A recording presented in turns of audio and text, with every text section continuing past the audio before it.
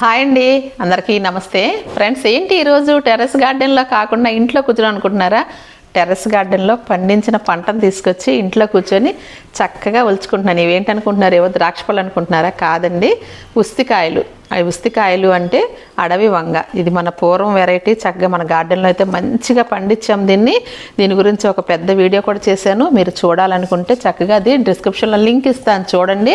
ఇదిగోండి, చక్కగా ఈ విధంగా నేనైతే మంచిగా వీటిని ఇలా తొడుములు తీసి రెడీ చేసి ఎందుకు చేస్తున్నాను అనుకుంటున్నారు? దీంతో చక్కగా కారపొడి చేసుకోవచ్చు, చక్కగా దీన్ని పప్పులో వేసుకోవచ్చట, నాకు తెలియదు. నేనైతే మంచిగా కారపొడి చేసి రోటి పచ్చడి చేయాలనుకుంటున్నాను. ఇలాంటి వీడియోలు మీరు మరిన్ని చూడాలనుకుంటే మా ఛానల్ సబ్స్క్రైబ్ చేసుకోవాలి.